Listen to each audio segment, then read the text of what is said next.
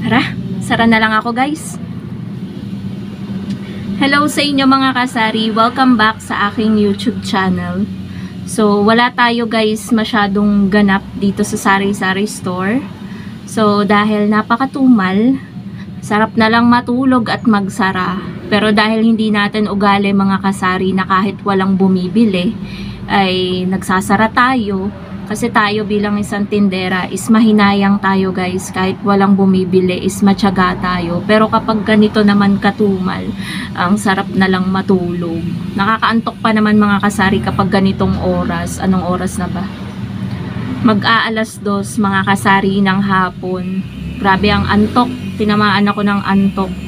Pero dahil talagang yung oportunidad ay inaano natin kahit pa konti-konti yung bumibili. Sarado kasi itong kabilang tindahan. Sarado din itong kabilang tindahan. May schedule kasi sila. Alas 5 pa yung open nila. So, ayun. Nagtsatsaga tayo. Syempre mga kasari. Pero dahil halos mga 2 to 3 weeks na tayong nakakaramdam ng tumal sa ating tindahan, mga kasari, hindi pa rin tayo panghihinaan ng loob. Pero ang sarap talagang magsara ng tindahan. Pumapasok talaga yan sa isip natin para makapagpahinga tayo kahit konti. Pero hindi natin ginagawa dahil alipin tayo ng salapi, mga kasari.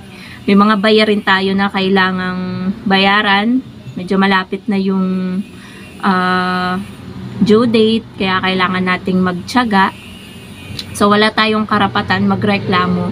May karapatan lang tayong mag-vlog. Wait lang guys. May tao lang sa labas. Ayan. So may nagpapatugtog kasi kanina guys sa labas.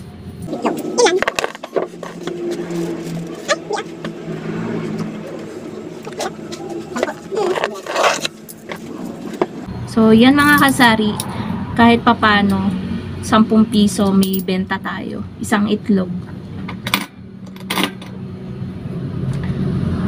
Palagpasin lang natin guys yung nagdi-deliver ng tubig dito sa looban. So nakalagpas na guys yung magdi-deliver ng tubig. Ito guys ang pampagising ko, Vicks. Lalagay lang ako nito guys sa ilong. O kaya minsan tinatapat ko pa sa mata ko para magising ako. Ayan, ganyan. So, kahit pa paano mga kasari, may bumibili kahit pa konti-konti. And, may mga certain item naman na mabili mga kasari kahit pa paano na katulad ng sigarilyo, ng mineral water, ng biskwit, ganyan. So, itlog, ayun, yan yung may bumibili, kape, ganyan. Kanina nga guys, sa sobrang tumal, kaninang umaga, maliwanag na. Open, diba yung store natin? Wala pang 100 pesos yung sales natin. Sabi ko, parang kakaiba tong araw na to ah. So, talaga guys, dumadating sa point na ganun. Minsan nga, ilang oras na, wala pang buena mano. Tapos, ang aga-aga mong gumising, ang aga mong nag-open ng tindahan. Tapos, wala pa masyadong bumibili. Ang tagal bago magka-buena mano. So, ayun guys.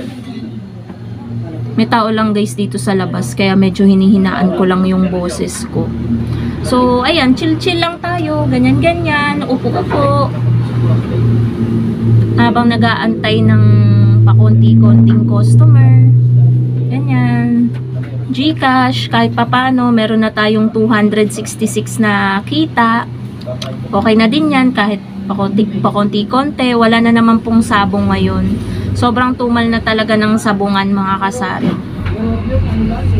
Monday to Wednesday, walang sabong. Kahapon Thursday nagkaroon. May kita tayo na 600 plus sa GCash. Tapos, ngayon Friday, wala ulit. Bukas, Sabado, tsaka Linggo, meron yan panigurado.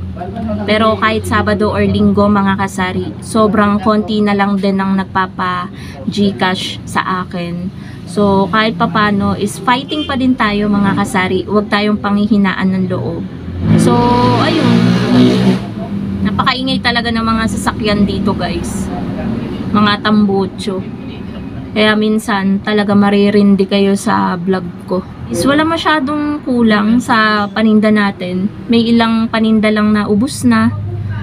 Pero carry pa naman, gawa ng wala nga tayo masyadong benta. Syempre, yung items natin, paninda natin, nandito pa din.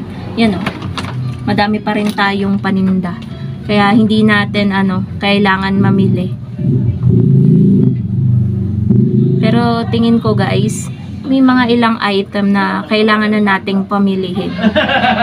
Ayan po mga kasari. May maingay lang guys sa labas pero wala na sila, nakaalis na. Ayun pa, paalis pa lang yung sasakyan nila. So, kahit patumal mga kasari, huwag nating hayaan na yung mga paninda natin is ubos-ubos, kumbaga ganyan. Kasi, may mga times na akala nyo matumal, pero maya-maya, dagsa yung customer. Kaya, panatiliin pa rin po natin na kompleto yung paninda natin, kahit matumal, nandiyan yung paninda natin. Huwag natin ipautang ng ipautang, tapos wala namang bumabalik sa atin na sales. Yun po ang isang kamalian ng isang tindera na dati ko pong ginagawa pero ngayon po ay hindi na. Natuto na po tayo sa mga pagkakamali natin noon kung paano natin i-handle yung ating sari-sari store.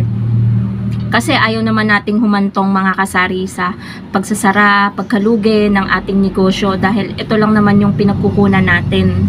Kahit papano mga kasari, kahit pa isa-isa yung bumibili sa atin, is a blessing din po yan galing kay Lord. Kaya, ayun guys, be thankful na lang tayo sa kung ano yung natatamasa natin ngayon dahil hindi naman habang panahon ay matumal. Darating din yung araw na sisigla muli yung sales natin, lalakas ulit kasi may panahon talaga na sobrang tumal, may panahon na matumal, may panahon na grabe sa tumal. May ganon guys. May panahon naman na mabibigla na lang kayo at napakasaya dahil ang daming bumibili. Nagtataka kayo, ba't ang daming bumibili? Ganyan. So, doon po tayo, yun na lang, hintayin na lang natin yung moment na yun at wag tayong mag-inarte ngayon. Tiyaga-tiyaga lang talaga para kumita dahil kung hindi naman tayo magtsatsaga is walang mangyayari sa buhay natin. So, ayun po mga kasari, yan lang yung vlog natin, yaw-yaw natin for today's video about sa tumal sa ating sari-sari store. Ako guys, kahit matumal, syempre medyo nasasad tayo dahil maliit lang yung kita natin. Pero guys, ako kasi sa tagal na nating nagtitinda, sa tagal na din nating nakakaranas ng pagkatumal, sanay na tayo guys konting higpit na lang sa bulsa, konting pagtitipid kahit kapag alam natin na, alam niyo yun, na medyo maliit yung pumapasok sa atin na blessing, kailangan nating magtipid.